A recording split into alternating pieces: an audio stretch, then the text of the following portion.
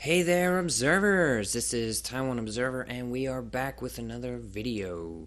And today we're going to be talking about the Director General of the World Health Organization, Dr. Tedros Adhanom Ghebreyesus, and his hypocrisy in the face of racism.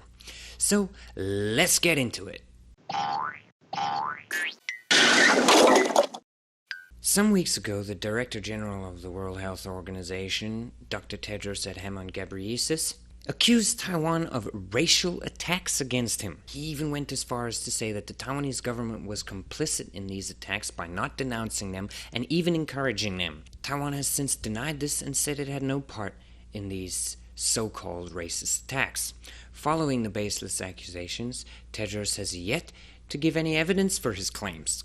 My guess is that his Chinese handlers have shown him some posts floating around social media and said that these posts came from Taiwan and that they were racist in nature. Also, I think that he feels personally attacked by Taiwanese people because there was a petition started by a Taiwanese national that has garnered over 1 million signatures to have him resign as the head of the World Health Organization for his many failures during the COVID-19 pandemic. And just to be honest with you guys, I did sign that petition and I hope you did too. The only problem for him yet again is his words have come back to bite him in the ass. In the same week, he was chastising Taiwan with the now infamous phrase, "This attack came from Taiwan," which spawned a pretty cool hashtag. You should go look it up.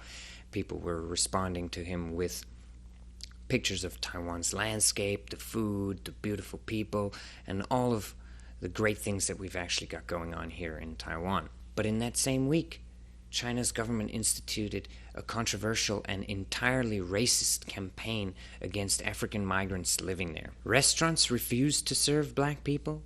Landlords evicted African tenants and left them homeless.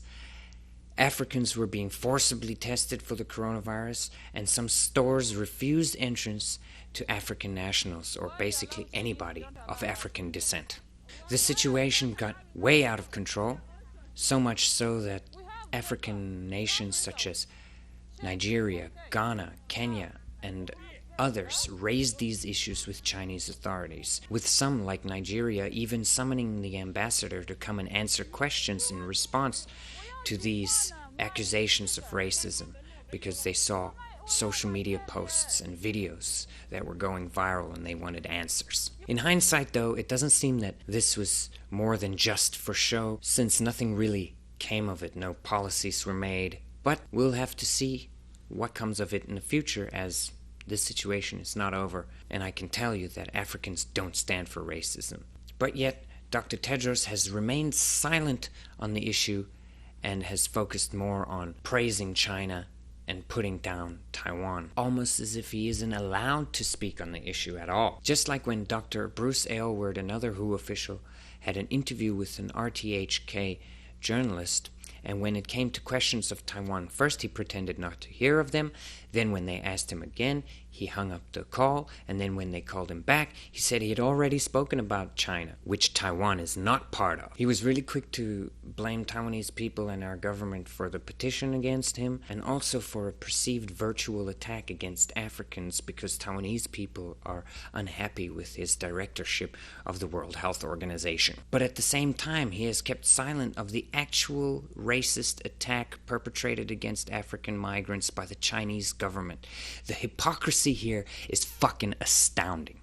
But before I get too emotional about this situation, let me see if I can explain to you guys why this could be happening. We already know how the Chinese government operates within the UN and other international organizations, bullying countries into accepting the One China policy by using their carrot and stick method, which basically means that they're going to hurt your economy if you don't fall into line with what they're saying. But aside from that, let's take a deeper look at Dr. Tedros himself. He was the Minister of Health in Ethiopia from 2005 to 2012, during which he's been accused of covering up cholera outbreaks in the country.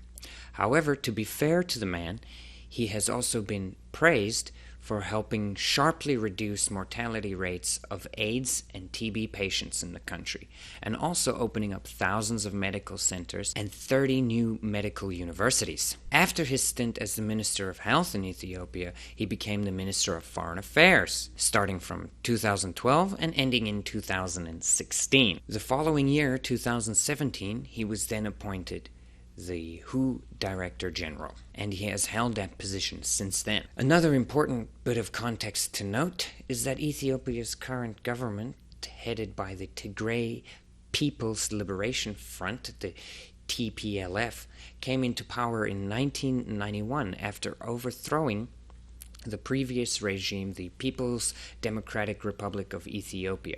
The TPLF has held the power in the country ever since. They actually considered themselves to be Marxist-Leninist until 1990, when they rebranded and began to operate under what they call the Revolutionary Democracy Tigray Nationalism. It's a mouthful, and I'm not sure what exactly that means, but the reason for this was after the fall of the Soviet Union, communism was becoming less popular, and they couldn't overthrow authoritarian communist government and then become an authoritarian communist government, so they rebranded themselves. The reason for breaking out his resume and talking about the history of Ethiopian politics is because he undoubtedly has made friends with Chinese government officials while he was Minister of Foreign Affairs. Maybe not so much when he was Minister of Health, but definitely when he was Minister of Foreign Affairs. He must have spent a lot of time with Chinese government officials during that time, because China is the largest foreign direct investor in Ethiopia. China accounted for about 60% of all foreign direct investment in Ethiopia in 2019, according to the UN Conference on Trade and Development Report 2020. This is the fourth largest investment China has made in an African country. The FDI inflow amounted to about $2.5 billion in 2019 and $3.3 billion in 2018. That is a lot of money, guys. It is nothing to scoff at.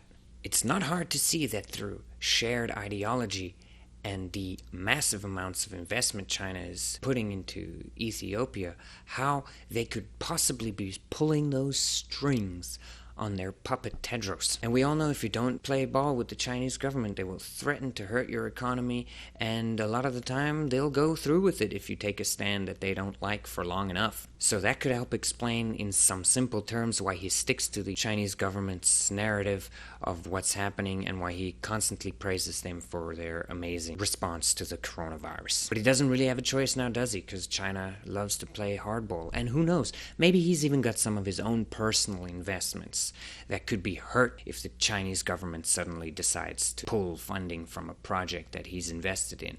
But hey, nobody can definitively prove that, so please don't at me, bros. Please don't at me.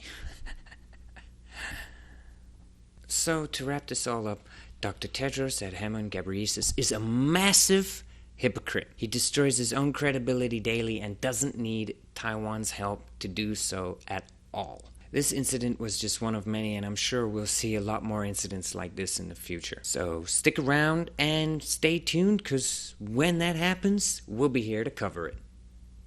Alright, observers, thank you very much for watching this video today. Please subscribe, hit the like button. Also, go and check out our Facebook group, TO News from Taiwan, and our Facebook page, Taiwan Observer, where we put more content daily. And if you want to discuss more and share more news about Taiwan, you can go into our TO News from Taiwan group. There's a great community there, and they're always ready to discuss all the issues facing Taiwan. Thanks, observers, for watching. This has been another Taiwan Observer video, and this has been Vincent, your host for today. Taiwan Observer, out.